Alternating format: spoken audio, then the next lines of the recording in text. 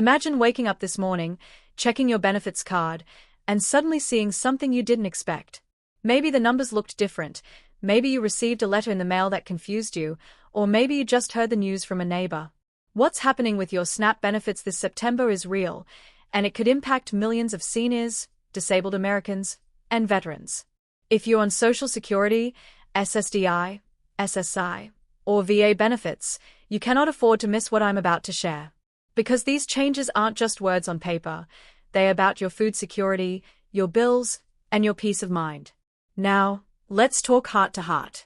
I know for many of you watching, every single dollar matters. Groceries cost more than they used to, electricity and rent keep climbing, and sometimes it feels like the money just disappears as soon as it arrives. SNAP has been a lifeline for many families, especially seniors living on fixed incomes. That's why these new rules feel so overwhelming. The changes aren't designed to confuse you, but they can easily create stress and uncertainty if you don't fully understand them. My goal today is to make this crystal clear for you. So, what exactly is changing this September? Here's the first major shift: reporting requirements are tightening. In the past, if your Social Security, SSI, SSDI, or VA benefits went up or down, you had 30 days to report that change to your SNAP office. Starting this month, you now only have 10 days. That's right, just 10. If you don't report changes within that time frame, you could be hit with an overpayment. That means you'd owe money back, even if you didn't mean to do anything wrong. That's stressful, and it's something you must stay ahead of. The second big change affects assets. For households receiving SSDI or VA disability benefits, SNAP has always had asset limits, but enforcement wasn't always strict. That's about to change. SNAP officers will now cross-check your bank accounts and savings more frequently. If your combined assets go over the allowed limit, you could risk losing eligibility. This is why it's so important to keep an eye on your bank balance and make sure you're not accidentally stepping over the line. It's not about punishing anyone, it's about making sure the program rules are followed. Now let's talk about work requirements, something that's especially concerning for younger SSDI recipients. If you're under 50, have been on SSDI for less than 2 years, and have been classified as able to do some work activity, you could now face new rules. SNAP may require you to either work at least 20 hours per week or participate in approved training programs to keep your benefits. That's a heavy change for people still adjusting to life with disabilities, and it's one of the tougher parts of this new update. But it's not all bad news. There are also some positive changes designed to make life a little easier. For example, if everyone in your household receives Social Security, SSI, or VA benefits, you now qualify for a simplified SNAP application process. Instead of filling out long, complicated forms, you can complete a much shorter 3-page version. Even better, decisions are promised within 7 days, instead of the typical 30. That means less stress, faster answers, and fewer headaches. Utility costs are another area where many households will see some relief. The standard utility allowance, which helps lower your counted income when applying for SNAP, is increasing in most states.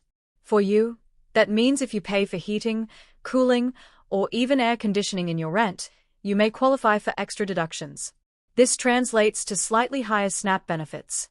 It might not sound like much, but even an extra $20 or $30 per month can really help stretch a tight grocery budget. For seniors facing homelessness or those without stable housing, there's also some relief. You no longer need a permanent address to apply for SNAP benefits.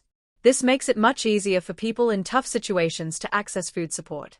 Also, asset limits don't apply to homeless households, so that's one less worry for people already struggling with the basics of daily life. It's a small but meaningful step toward fairness. Another positive change involves medical expenses. In the past, you could only deduct medical costs over $50 per month from your SNAP calculation. Starting now, that threshold has been lowered to $35. That means if you regularly spend money on prescriptions, doctor visits, medical supplies, or transportation to appointments, you might qualify for higher benefits. Even small expenses add up, and this new rule means more of those costs are recognized. For seniors managing multiple health conditions, this is especially important. Let's make this real with an example. Suppose you spend $40 per month on prescriptions.